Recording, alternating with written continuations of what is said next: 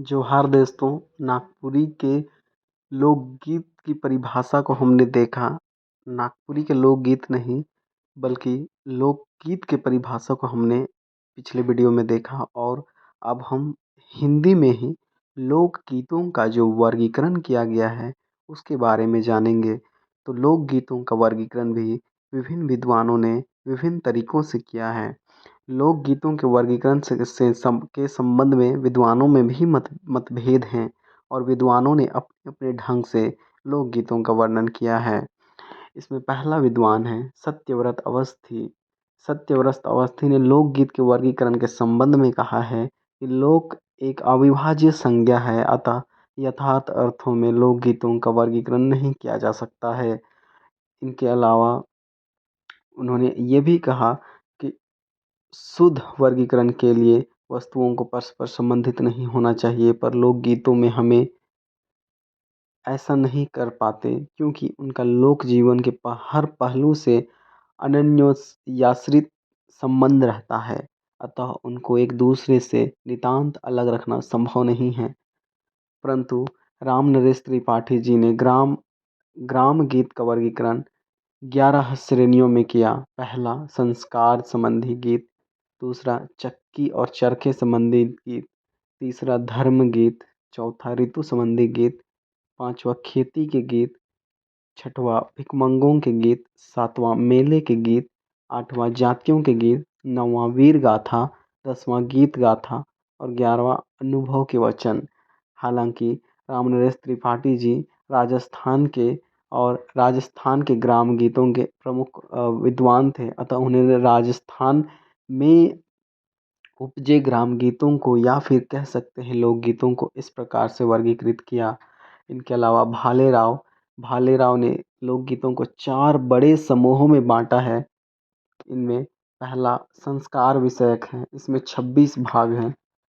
दूसरा महावारी है, इसमें 22 भाग हैं। तीसरा सामाजिक ऐतिहासिक है, इनमें 25 भाग हैं। और चौथा विविध, इसमें 15 भाग हैं। तो राजस्थानी लोकगीतों के विद्वान पंडित सूर्यकांत पारिक ने राजस्थानी गीतों को क्षेत्र विस्तार बताते हुए इन्होंने और भी ज़्यादा 29 भागों में बांटा है। डॉक्टर सत्येंद्र ने लोक साहित्य विज्ञान में ब्रज लोकगीतों का विस्तृत वर्गीकरण किया है। लोकगीत पुरुष वर्ग, इनके अनुसार साधारण लोकगीत होते हैं, अनुष्ठान होते हैं, मांगने वालों के गीत होते हैं और खेल के गीत होते हैं। और लोकगीत स्त्री वर्ग में संस्कार विषयक, तिथि वारक और अन्य गीत होते हैं।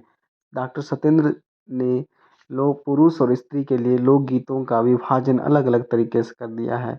इनके अलावा डॉक्टर श्याम परमार ने लोकगीतों को 5 भाग में बांटा है।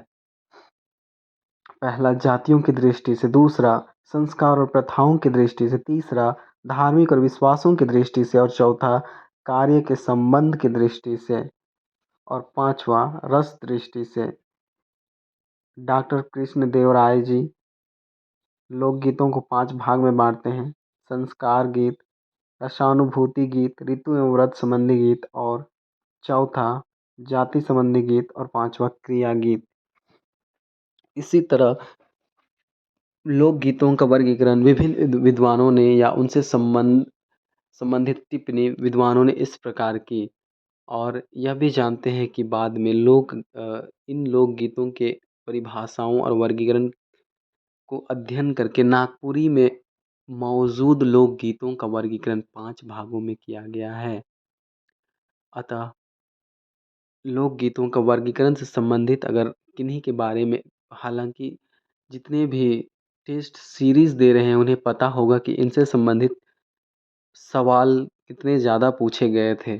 अतः इन सबको एक बार तो ज़रूर देख के जाइएगा, ताकि वहाँ पे एग्ज़ाम सेंटर में क्वेश्चन या सवाल आपको सिलेबस से बाहर ना लगे। इसी के साथ मैं वीडियो का अंत करता हूँ। सभी को जोहार। जय झारखंड।